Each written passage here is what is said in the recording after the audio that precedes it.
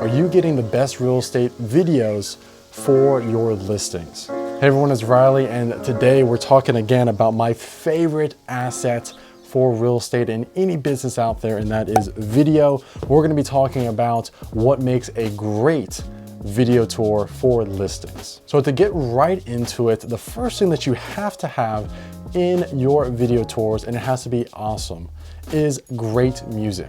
Music right off the bat, it sets the tone. And I want to go ahead and give you a little bit of a story. Just imagine of when you are watching a scary movie. Okay, so you're sitting in your couch, you have your popcorn, you have your soda, you're watching it. It's a nice sunny day, but then the clouds turn dark. And what is happening with the audio inside that movie? You maybe have some thunder, you maybe start hearing a little bit of eerie music.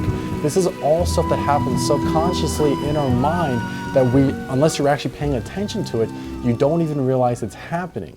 So with that, it's actually setting the tone for the movie to actually get you somewhat, it's building up the suspense. It's getting you feeling like something's going to happen. Now with the scary movie, that is obviously the most extreme point of being able to utilize sounds and music to really hone in on people's feelings. But when it comes to your real estate video, you should be doing the same thing with your music.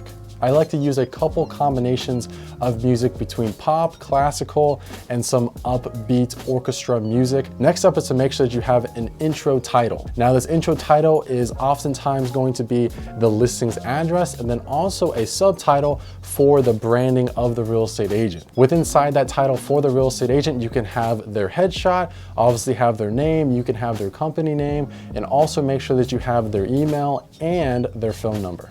Next up is to make sure that when you are capturing your real estate videos or when your real estate photographer is capturing the video, is to make sure that they're using a gimbal. A gimbal or a stabilizer like here is going to be something that you're going to put the camera on top of, and is going to keep your image and your whole entire video nice and buttery smooth. If you are holding it handheld, you're going to get a shaky image. So make sure that they're using a gimbal. Tripods aren't something that you're going to want to use when it comes to video because you're only going to be able to pan and tilt.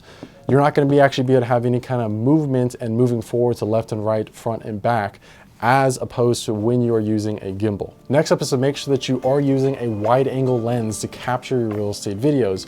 Just like your real estate photos, you're going to want to make sure that your lens is wide and you're going to be able to capture the entire room when you're getting your shots. Here, this is a crop sensor camera, so the millimeters that we do have on this lens is 8 to 18. So since this is a crop sensor camera, that means that we are shooting at the widest at 16 millimeters, which is perfect for capturing real estate video. Oftentimes you can get down to 14. I would say between 14 and 18 is going to be the butter zone when it comes to capturing real estate video. You don't want to be too wide because you're going to get some kind of fisheye effect on the sides, but a nice 14 to 16 millimeter lens is going to be perfect for real estate video.